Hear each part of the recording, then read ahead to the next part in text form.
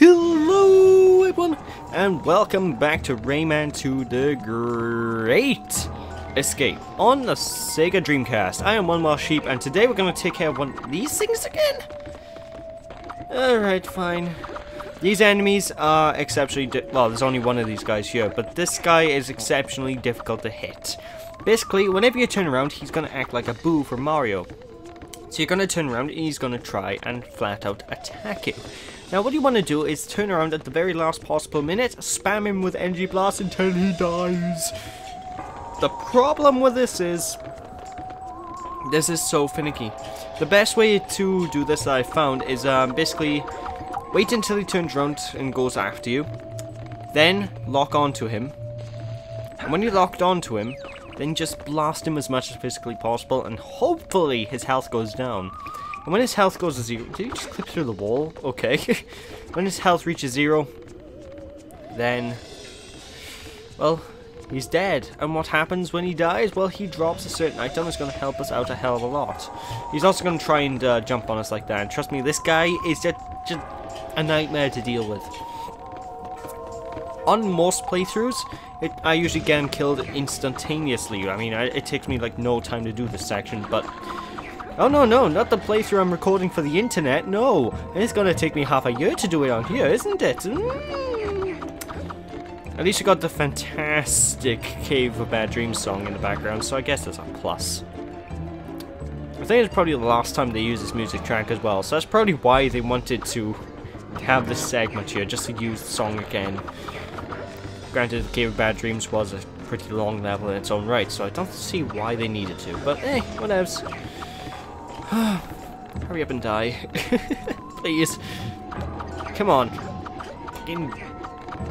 Fine. You go around. I'm going over here. Psych. There we go. That's his health going down a bit. Like I said, this guy takes too bloody long for his own good. He's going to die a lot. No, not die a lot. He's going to be just frustrating. You're going to want to kill him. If he had a neck, I'd be ringing it right now. But there we go.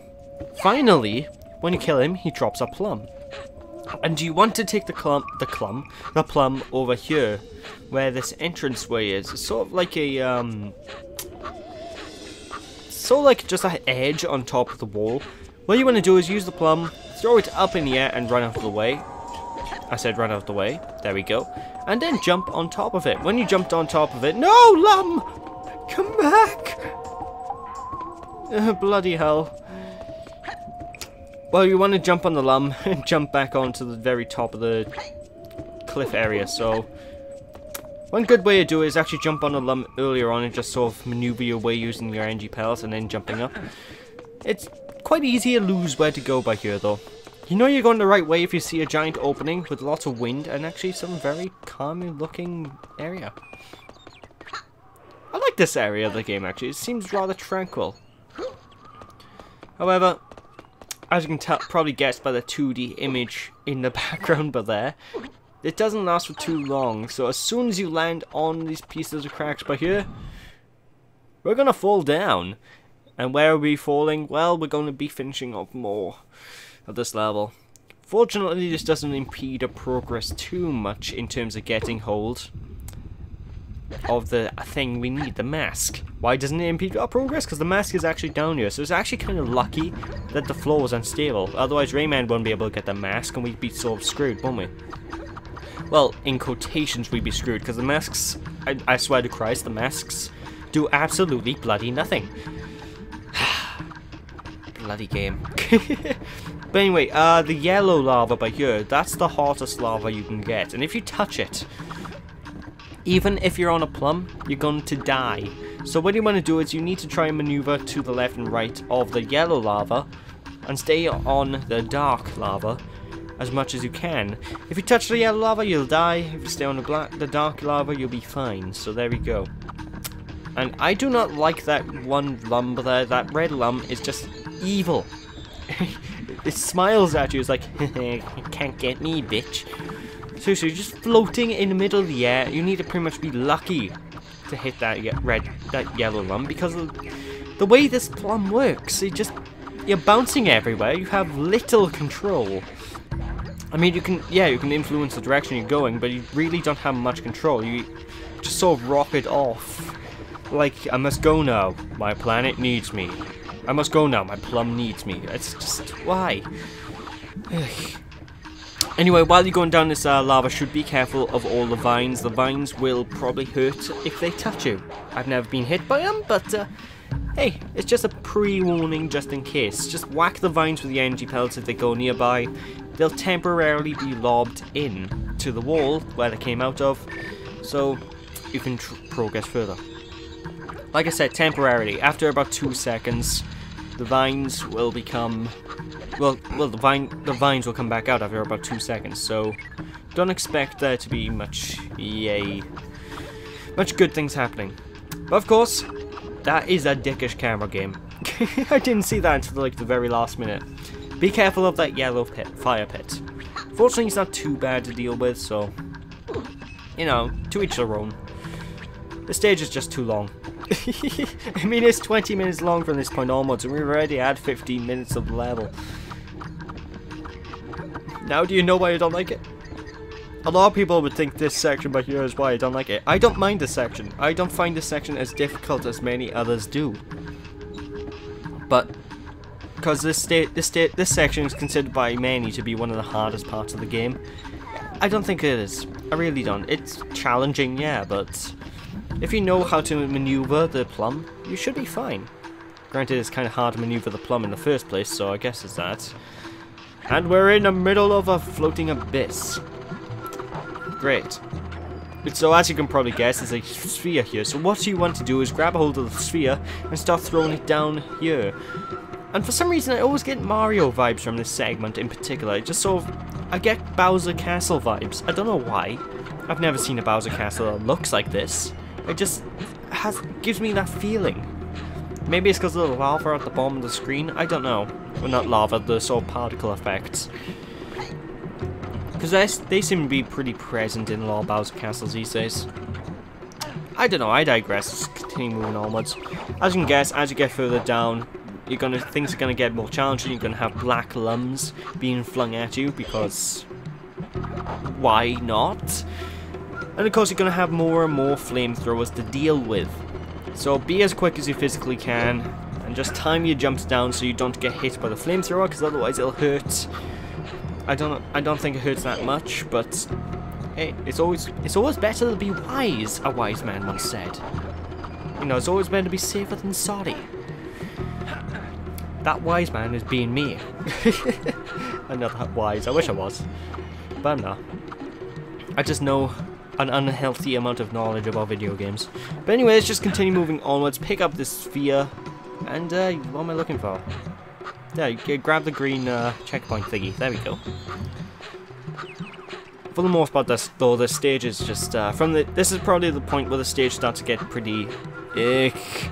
It's going on too long now. I can't take it much longer. I'm not enjoying. I am not enjoying. Although this by here is quite an interesting little mechanic. What you want to do, you need to hit the lump with pellets, and make sure and try to get the lump to shoot back down here. If you can get the lump to shoot back down here, then what you want to do, you basically need to jump on the lump and try and grab hold of this thingy. Now while you're on the lump, throw the sphere in the air and blast the pellets, and you'll keep moving forward. For some reason, momentum works with you when you have the sphere. Lord knows how this works. Maybe Rayman's one with the Force. Mess with the pellet, you must. Throw the spear in the air. I can't do the Yoda voice. I need more water to be able to do the Yoda voice, because the way I have to manipulate my throat is weird. Find the switch, you must. Throw the orb on, you will. I can't. Yeah, I need more water to be able to do the Yoda voice.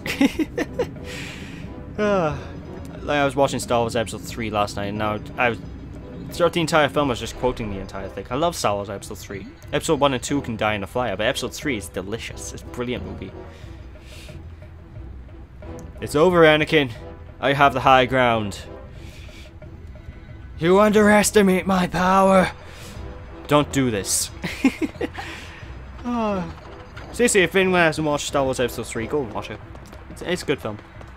You might want to watch Episode 1 and 2 first, but don't let them put you off, they're crap.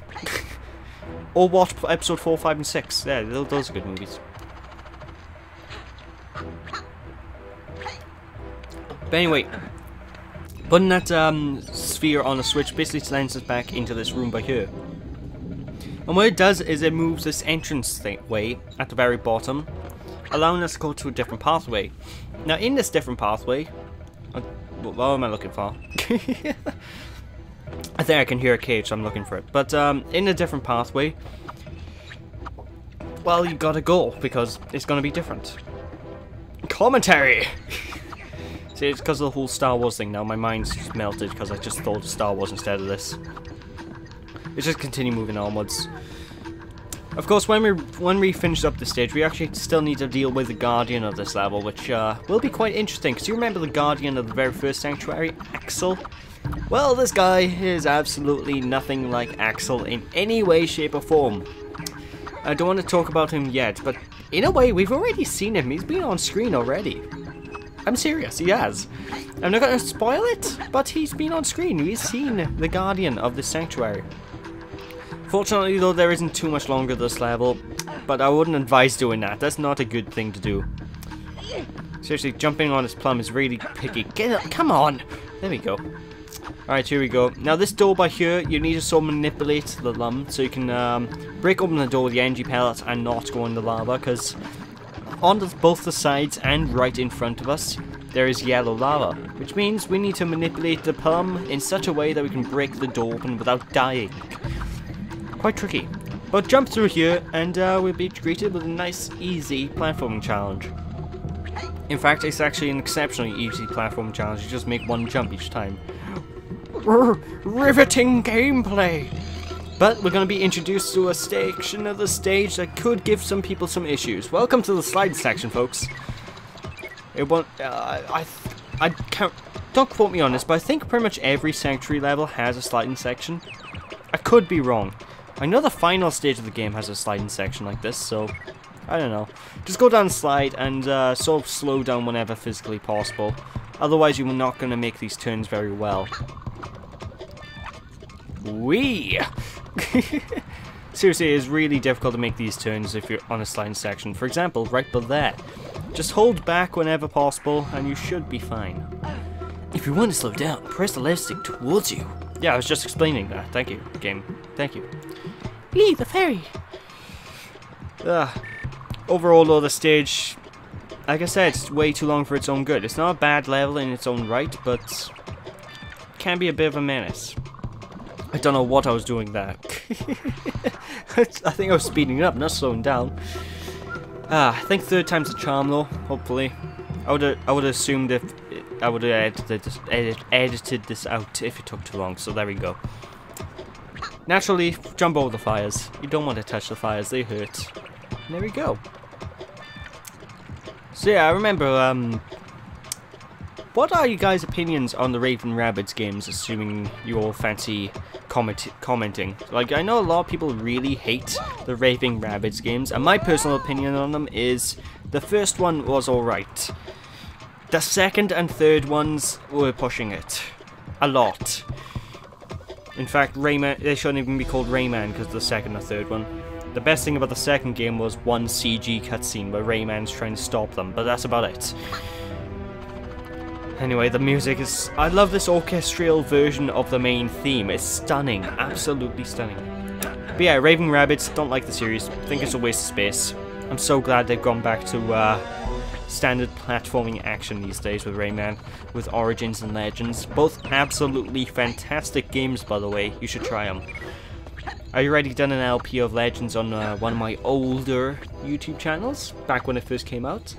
And it went well, actually, that LP. Actually, I got quite a few views in that one, Jesus. But anyway, let's just grab this final blue switch key sphere, lob it on the switch, and we're gonna talk to the Guardian Umber. I'm Umber. How you doing, mate? Pop on me head and I'll give you a hand. acting. So yeah, what you want to do is use this purple lump to jump onto Umber's head, and like I said, this guy's slightly different from the other Guardians in the fact that he doesn't try to kill us. No, really, this is probably the friendliest Guardian in the entire game. He's not really much of a Guardian. He helps us. He's like, oh fuck it, I can't be asked to fight. Follow me. Just insert some sort of funky, hilarious music by here. But yeah, Umber, what are you doing? No, Umber, I don't like the look of this, but you don't need to go so far, I can glide from here. Umber! Umber! No, no, stop it! Stop it! No! No! Umber! He will be missed. My friend Umber. So yeah, he suicides. It's probably the most noble Guardian out there, I'll give it that. But let's go grab the second mask, and obviously we're not going to deal with any long ass cutscene this time. Rayman is just going to speed along and do this as quick as physically possible. Which I appreciate. I appreciate it doesn't try to be all epic every single time. Just shoot the lightning bolt to your stomach. I still think that should be a special move in this game. And there we go. Mask number 2. It looks like Tonic's head from not Tonic, the guy's head from Tonic Trouble, doesn't it? And no, I'm not LPing Tonic Trouble. I don't like that game. It's boring as hell. Watch me get lots of rage from that comment, but I really don't like Tonic Trouble. I can't get into it. It doesn't help the game runs like horrible on my N64. There we go, the second mask. Only 2 more to go, folks. So in a way, I guess this is the halfway point. I guess. So yeah, we're practically done now, and I'm so glad to be over and done with that stage, because seriously, that stage goes on so long. I'm surprised I managed to keep commentary up without any retakes at this point. Although, knowing me, I probably have edited in the commentaries at one point, just because it's like dead air, because this stage is so... It's too long. There's nothing to say. But anyway, thank you all for watching. I hope you all enjoyed this video. Don't be sheepish, people. And when we return next time, we'll be tackling the echoing caves. Thanks for watching. See you after. Bye!